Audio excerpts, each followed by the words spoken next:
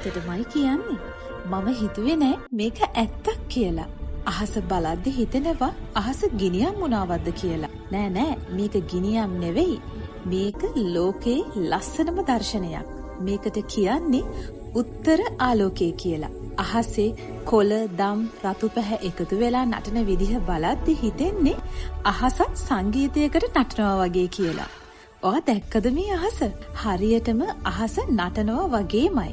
මේක සිදුවන්නේ විද්‍යාත්මක ආකාරයකින්. ඒ කියන්නේ සූර්යයාගෙන් එන විදුලි අණු, ඒ කියන්නේ සෝලර් වින්ඩ් අපේ පෘථුවිය වටා තියෙන චුම්බක බලයත් එක්ක එකතු වෙලා ගැටෙන වෙලාවේ තමයි අපිට මේ වර්ණ නටන ආලෝකය පෙනෙන්නේ. ඔක්සිජන් නිසා කොළ රතු පැහැයත්, නයිට්‍රජන් නිසා නිල් දම් පැහැයත් පේනවා. එතකොට මේ අණු පෘථුවියට ඇතුළත් වෙන්න පුළුවන් තැන් දෙකක් තියෙනවා. ඒ උත්තර ධ්‍රවය සහ දක්ෂිණ ධ්‍රවය. ඒ නිසා මේ ආලෝකය පෙනෙන්නේ මේ ධ්‍රව දෙකේ අසල්වැසි රටවල් වෙන නෝර්වේ, ෆින්ලන්තය, අයිස්ලන්තය, ස්වීඩනය, කැනඩාව, ඇලස්කා වගේ තැන්වලට විතරයි. ඒකත් පෙනෙන්නේ සැප්තැම්බර් ඉඳන් මාර්තු වෙනකන් කාලයේදී විතරයි. ඉතින් ඒ අය නිසා මට පුළුවන් වුණා අයිස්ලන්තෙට ගිහින් මේක බලන්න. පෘෂ්ඨය පුරාම හිමින් පිරෙද්දි අහසේ එක පාරටම එන වර්ණවත් කොළපාට රේඛාවක්. ආයෙත් පේන්නේ මෙන්න දම් පැහැයක්. පැරණි කාලේ විද්‍යාඥයෝ හිතලා තියෙන්නේ මේක දෙවියන්ගේ දූතකම් කියලා. 1621 දී ප්‍රංශ විද්‍යාඥයෙක් වුණු පියර් ගසෙන්ටි මේකට නම දුන්නා ඔරෝරා බොරියාලස් කියලා. අද මේ තැනට ලොකු විදේශික පිරිසක් එනවා මේ ආලෝකය බලන්න. අයිස්ලන්තේ අවුරුද්දට ලක්ෂ ගණනක් මිනිස්සුන් මේ නිසාම එනවා කියලා කියනවා. අයිස්ලන්තේ තියෙන ග්ලාස් ඉග්ලූ හොටෙල්ස් වල ඉඳලා මේ ආලෝකය බලන්නත් පුළුවන්. සංචාරකයෝ මේ අවස්ථාව වීඩියෝ කරනවා, ෆොටෝ ගන්නවා.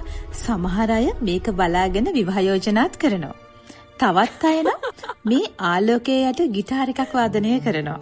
ඒ හැමෝම මේ අහසේ රස විඳින එකම අරමුණක් තියෙන අය. ඔයා හිතනවා ඇති ඇයි අපේ රටේ මේ ආලෝකය නැත්තේ කියලා? හරි සරලයි.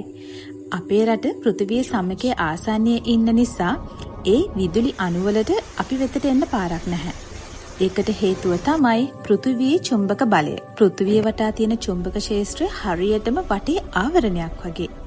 ඉතින් සූර්යයාගෙන් එන විදුලි අණු ද්‍රව දෙකෙන්, ඒ කියන්නේ උත්තර ධ්‍රවයනුයි දක්ෂිණ ධ්‍රවයනුයි පෘථිවියට ඇතුළු වෙලා යන නිසා ඒ තැන්වලට පමණක් මේ ගැටීම සිද්ධ වෙනවා. ඒ නිසාම උත්තර ආලෝකය පෙනෙන්නේ උත්තර ධ්‍රවයේ අසල තැන්වලට විතරයි. දකුණු ධ්‍රවයේ අසල දැක්වෙන්නේ ඔරෝරා ඔස්ට්‍රාලිස් කියලා. අපේ ලංකාව වගේ උෂ්ණ කලාපවල නම් චුම්බක බලය ඒ විදුලි අණු ඇතුල් වෙන්න ඉඩක් නොදෙන හින්දා අපිට මේ අහසේ නර්තනය දකින්න විදිහක් නැහැ. ඒකට තව හේතුවක් තමයි උත්තර ප්‍රදේශයේ රටවල අහස පිරිසිදුයි, අඳුරුයි. අපේ රටේ වායුගෝලය වෙනස් නිසා ඒ ආලෝකය අපිට පේන්නේ නැහැ. මට නම් මේ අත්දැකීම කියන්නේ ලෝකෙ කොතරම් විශාලද කියලා හැඟෙන මොහොතක්. මේ අහස බලද්දි මට හැඟෙන්නේ පෘථුවිය මහා අසමසම රංග වේදිකාවක් කියලා. සූර්යයා ඒකේ අභිනේත්‍රියෙක්. අපි, මම, ඔයා මේ රංග මණ්ඩපයේ ඉන්න කුඩා ප්‍රේක්ෂකයෝ විතරයි. අපේ ලංකාවේ මේ ආලෝකය දකින්න බැරි වුණත් අහසේ තරු බලද්දි මට නම් හැම වෙලේම මේ අත්දැකීම මතක් වෙනවා. උත්තර ආලෝකය කියන්නේ විද්‍යාත්මක දර්ශනයක් විතරක් නෙවෙයි. ඒක මනුෂ්‍ය හදවතකට සතුටක් දෙන ජීවිතේ ලස්සනම මතකයක්.